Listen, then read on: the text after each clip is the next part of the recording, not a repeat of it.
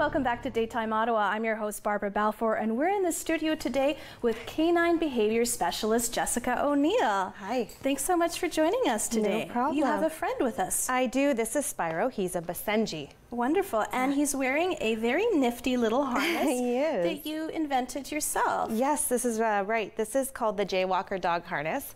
All of the children in my family and my parents were all J's, so we just decided to roll with that, JWalker. Oh, I love that. Yeah, and it also means simple, and it also indicates, it's actually, J kind of comes from, it means layman. So It means that anyone can use it, and it's a simple thing to use. I love that. Before we get into all the specifics, I just want to let our viewers know that Jessica's kindly giving away one of her harnesses, so you just need to email the address on your screen to be entered in the draw. Yes. So Jessica, you've got a little bit of an interesting story as to how you got into the business of being an inventor. Tell me a little bit about that. Yeah, so I've been a canine behaviorist for 10 years now, and I've been working with clients, and one of the things that kept coming back, I mean, we obviously deal with a lot of problem behaviors, but one of them was leash walking.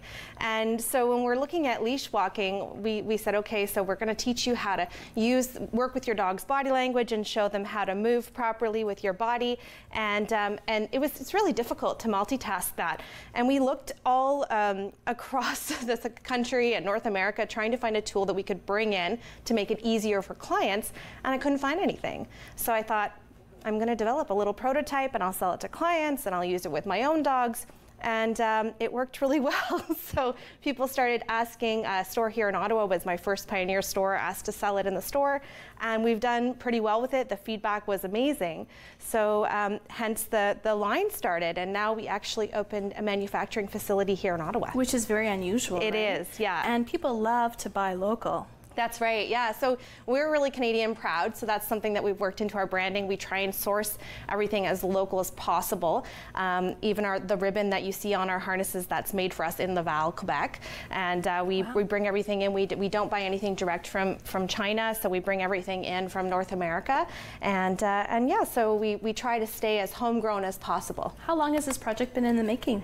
It was about 2 years ago that idea came into my head, and then I started prototyping it, and we launched into the market in April 2016. Wow, very exciting. We opened our factory in May though, so we haven't been manufacturing ourselves for very long. It was a really interesting process, and now we have inventory and distribution, so it's I really noticed cool. You have an online store, but where else can we find your products? You know, we're in over 200 stores across Eastern Canada, and a lot of independent stores. There's numerous stores here in the Ottawa market, and we also have stores like, we started just with the core of Ottawa, Toronto, Montreal, and then we've sort of blossomed from there. That's great. And Jessica, you also own several other businesses in the year. Yeah, well, several. I have 3. So we do behavior consulting, so that's petintel.ca, and I have other consultants that I work with. Sorry, I'm directing him as we go because he's very curious about the environment thing. That's all new for him. It is. So petintel.ca is my behavior consulting. We do direct work with people in their homes. We also do seminars and workshops and that kind of stuff. And then the Canine Habitat was, again, another organically born business where it's a house that's been sort of totally renovated to be a dog house. I have a full-time live-in vet tech behavior staff, and we do transport, so pick up and drop off in the city, and the dogs get to stay in an environment that is conducive to proper behavior and training.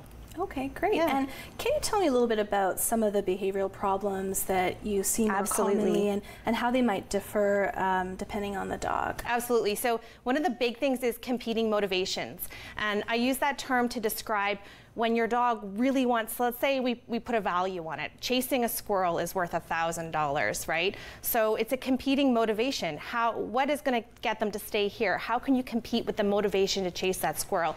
So obviously, that's super frustrating. It really is. The other end of that leash. It really is. Yeah. So there's a couple of things at play there. That's the competing motivation. So you need to give them a reason to be here. And unfortunately, our dogs don't always just want to be with us because they like the look of our face or the sound of our voice, so we have to give them a reason, which is where that positive reinforcement comes in with treats and things like that, and also just giving that feedback, good job. The other thing that comes into play is showing them how to move with your body. So you've noticed throughout the segment I've kind of been moving around to show Spyro where to go. So when he's decided he's going to release himself. Spy, how about we don't chew the leash? How long have you had him for? He's 3. Yeah. I always say it's like living with a raccoon, but so basically, Spyro, thank you.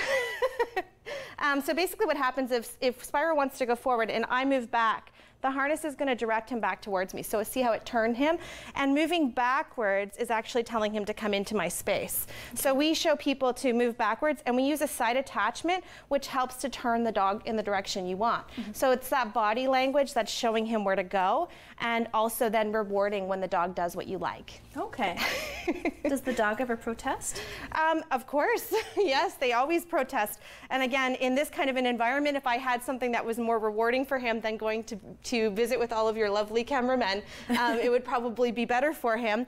So he's very curious, and as you can see, this is a perfect example of a dog who says, I want to go there. Mm-hmm. So if I move my body, he wants to go here. He does. So if I move my body backwards and I turn him back towards me, and there are different dogs with different types of motivations. He's environmentally focused, which means everything in the environment is stimulating to him. There are dogs that are socially focused, dogs who really want to interact with other dogs and other people. So knowing your dog and what it is that motivates them is part of it. So what we do is we work with people. You can see we have the hands-free leash that we brought out. We work with people to help them identify what it is that their dog is going for, moving with their dog properly, and we're bringing out more and more tools that will help people to live a nice life with their dog and communicating appropriately. And does it matter what kind of dog you have? We actually have sizes. I brought this little guy. This is Minnie. He's wearing a tiny harness. Cute. And I just wanted to show we do have them that go all the way from this size, which is the tiny size, all the way up to big enough for a Great Dane. Wow. And we even have extenders to increase that girth if you have a dog who needs a little bit in the chest. That's adorable. So do you recommend starting very young?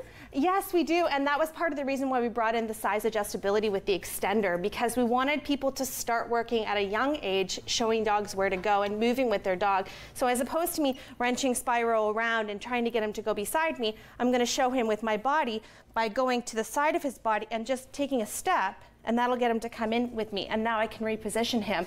So if you do that from a young age, obviously it's going to make things way easier in the long run. Is the idea that you eventually graduate from the J harness, or do you use that for life? You know, some people prefer wearing a harness in general just because then they don't have the tension on the neck.